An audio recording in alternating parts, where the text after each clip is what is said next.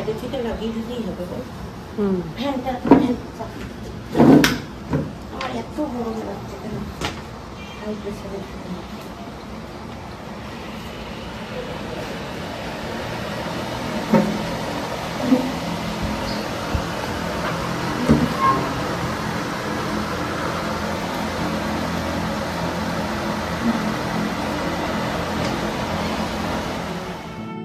আজকে সকাল সকাল ঘুম থেকে উঠেছি, কারণ আজকে মা যাচ্ছে মামা বাড়ি। তো আমার মামা বাড়ি হচ্ছে দুর্গাপুরের থেকে আর একটুখানি যেতে লাগে, মানে বাঁকুড়া ডিস্ট্রিক্ট পড়ে, দামোদর নদের ওই পাটটা। দুর্গাপুর থেকে এই 1 ঘন্টা বা 45 মিনিট মতো লাগে। নমস্কার, আমি সৌমি, তোমরা দেখছো সৌমিস ডেলি লাইফ। আমার নতুন একটা ভিডিওতে তোমাদের সকলকে স্বাগত জানাই। মা চলে যাওয়ার পরে আমি আরেকটু শুয়েছিলাম, 2 ঘন্টা মতন ঘুমিয়ে নিয়েছি। অত সকালে আসলে উঠতে পারি না, তো সেই জন্য এখন আবার ঘুম থেকে উঠে ফ্রেশ ট্রেশ হয়ে একটু সকালে আমার যে ওষুধটা থাকে সেটা খেয়ে নিচ্ছি।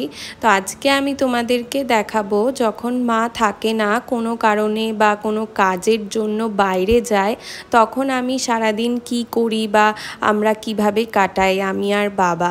তো সকালবেলায় রোজকার যে আমার রুটিনটা, ঘুম থেকে উঠে মুখ টুক ধুয়ে বিছানা তুলে নেওয়া, আমি সেটাই করছি।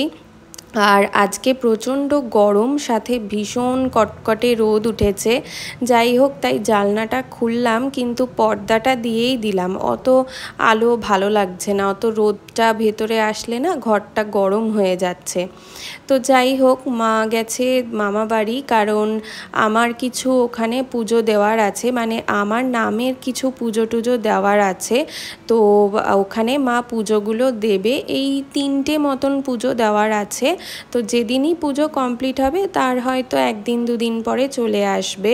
তো সকালবেলায় বাবা মাকে বাসে তুলতে গিয়েছিল, তারপরে বাবা বাইরে দিয়ে তালা মেরে যেতে ভুলে গেছিলো। আসলে একটু দেরি হয়ে গেছিলো, 7টায় বাস, আর আমাদের বাড়ি থেকে বাস স্ট্যান্ডটা বেশ মানে 10-15 মিনিটের রাস্তা। তো আমি সেই জন্য ভেতর থেকে লাগিয়ে দিয়ে একটু শুয়েছিলাম, দিয়ে বাবা আসার পর আবার খুলে দিয়েছি। নয়তো ধরো অত সকালে তো বাইরে দিয়ে লাগানো ভরসায় ঠিক মানে নিশ্চিন্তে থাকা যায় না। যাই হোক, সকালে এখানে আমি একটু চা দিয়ে বিস্কুট খেলাম, যদিও এখন সকালবেলায় চায়ের পরিমাণটা ভীষণই কমিয়ে দিয়েছি, আর এক প্রকার প্রায় ছেড়েই দিয়েছি বলা চলে। কিন্তু আজকে দেখলাম বাবা আমার জন্য একটু চা করেছে, তো সেটা যাতে নষ্ট না হয় একটু খেয়ে নিলাম। তারপরে বাকি যে বিছানাটুকু তোলা বাকি ছিল, এই চাদরটা, গায়ের চাদরটা ভাঁজ করা বা বিছানার চাদরটা একটু টান টান করা, সেগুলো করে নিলাম। আজকে আমি তোমাদের সাথে শেয়ার করছি মা না থাকলে আমি কিভাবে থাকি। এমন না যে এই প্রথমবার মাকে ছাড়া আমি থাকছি, প্রায় ক্লাস 3তে যখন পড়ি তখন প্রথম আমি মাকে ছাড়া থাকি। তখন আমার দিদার পাথর অপারেশন হয়েছিল, অথবা পা ভেঙেছিল, কোনো একটা হয়েছিল, ঠিক আমি মানে মনে করতে পারছি না, অনেক বছর আগের কথা। তো সেই কারণে দিদাকে দেখবার জন্য, একটু যত্ন আত্তি করবার জন্যে মা মামাবাড়ি গেছিলো। তো তখন থেকেই আমি একা থাকি। মা না থাকলে আগে ওপরে ছোটো মাদের কাছেই খেতাম আমি আর বাবা, কিন্তু এখন আর সেটা করি না, কারণ সবাইকে সবসময় ব্যস্ত করাটা ঠিক নয় আমাদের জন্য। তো এখন আমি বাড়িতেই টুকটাক একটু ভাত টাত রান্না করে নিই, আর বাইরে থেকে এক জায়গায় খুব ভালো খাবার পাওয়া যায় বাবাদের অফিসের ওখানে। তো ওখান থেকে বাবা এই ধরো ডাল তরকারি, মাছের ঝোল বা ভাজা, সেগুলো নিয়ে আসে। যেদিন যেমন ওনারা রান্না করেন সেদিন সেরকম খাবার পাওয়া যায়। আমি একটু আমার সুবিধা মতন এই বাসনের তাকটাতে বাসন কোসনগুলো গুছিয়ে নিচ্ছি। আর রান্নাঘরের সব বাসন এখনই গোছানো যাবে না, কারণ সব কিছু এখনও ধোয়া হয়নি। আমাদের যে কাজের দিদিটা আছে মাকে কাজকর্মে হেল্প করার জন্য, সে এখনও আসেনি, 11টার পরে সে কাজে আসে।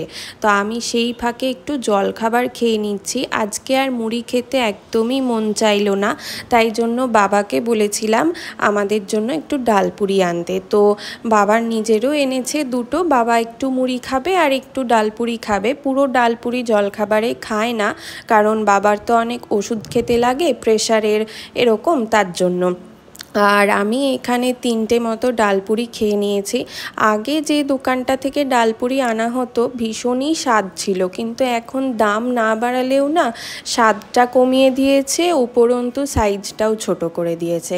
যাই হোক, এখানে ওই দিদিটা কাজ করে চলে গেছে, তো আমি এখানে একটা হাঁড়ি বার করে নিচ্ছি, কারণ মা তো যখন থাকে তখন তোমরা দেখেইছো একটা স্টিলের গামলাতে মা ভাত করে, তো সেটা উপর দিতে মায়ের সেরকম অসুবিধা হয় না, হাতটা অ্যাডজাস্ট হয়ে গেছে, কিন্তু আমি আর ওইটাতে রিস্ক নিইনি। যখন গামলাটা কিনেছিলাম তখন না মানে একদমই খেয়াল ছিল না যে ভাত করার জন্য এরকম একটা ডেচকি মতো না কিনে যদি একটা স্টিলের হাঁড়িই কেনা যেত তাহলে খুব ভালো হতো।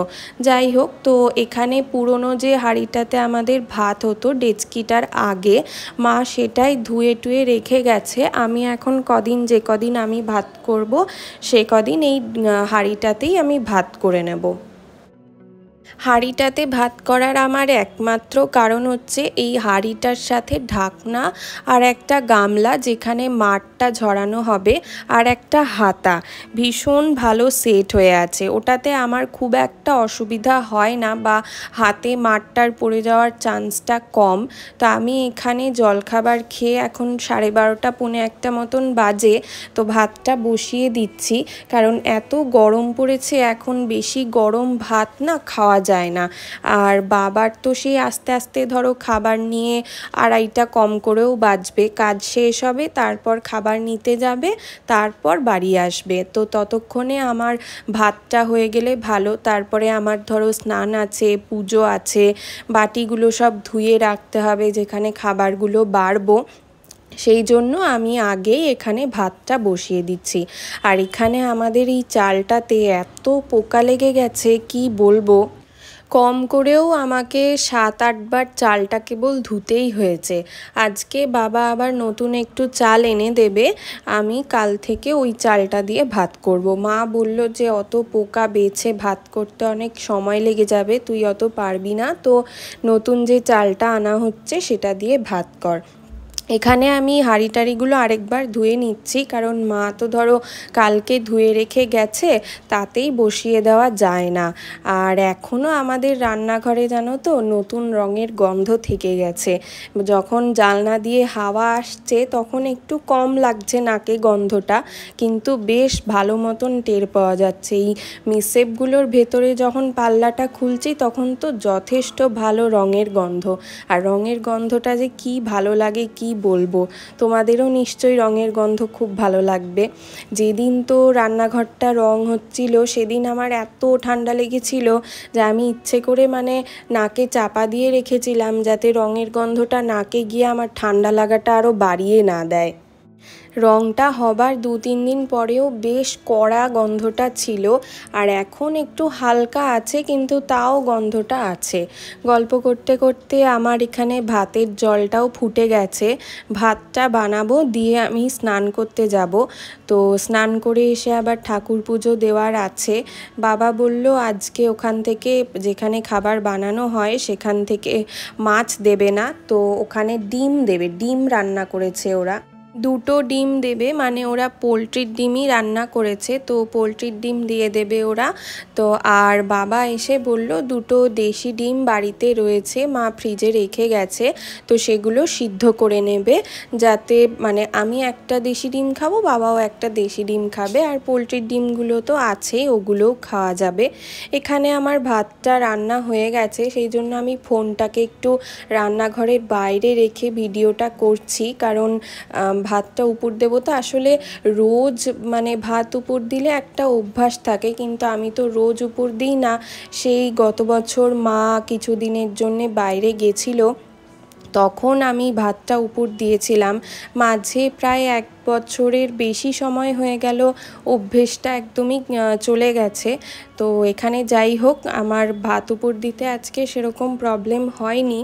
আর যখন মা আগের বছর গেছিলো তখন ধরো আমি এরকমভাবে সারাদিনের ব্লগ বা ভিডিও বড় ভিডিও করতাম না, তো তাই জন্য তোমাদের তখনও দেখাতে পারিনি।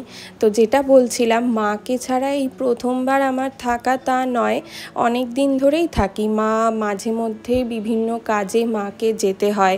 একবার দিদার চোখ অপারেশন হয়েছিল, গিয়েছিল। পাথর অপারেশনের সময় একটু গিয়েছিল। তারপরে দাদু অসুস্থ হয়েছিল, গিয়েছিল।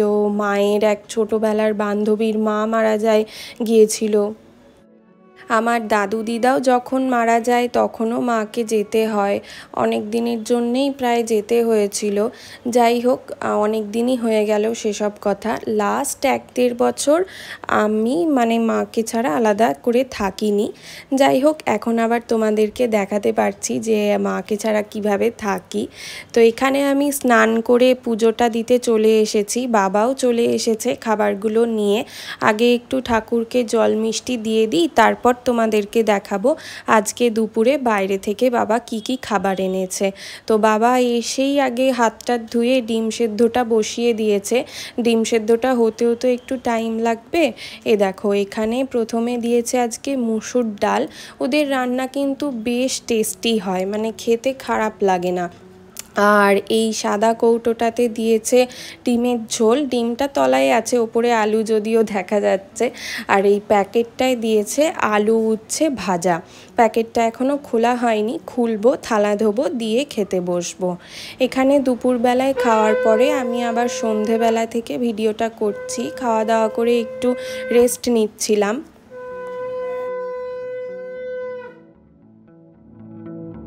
আজকে আবার কুশলের ছুটি আছে, বিকেলবেলায় এসেছে ও। তো আমরা দুজন আবার একটু বেরাবো, তাই বাবাকে বলছিলাম যে তুমি এক সেট চাবি নিয়ে যাও আর আমরা এক সেট চাবি নিয়ে যাচ্ছি, নয়তো কে কখন ফিরবো অসুবিধা হবে। এখানে টুক করে একটু রেডি হয়ে নিয়েছি। আর আজকে এত গরম পড়েছে কি বলবো। আর আমার প্রচণ্ড জল তেষ্টা পাচ্ছে। এই নিয়ে যে কতটা জল আমি আজকে সকাল থেকে খেয়ে ফেলেছি, তাও যেন গলা মুখ সব শুকিয়ে যাচ্ছে। যাই হোক, চলো এখন বেরোনো যাক।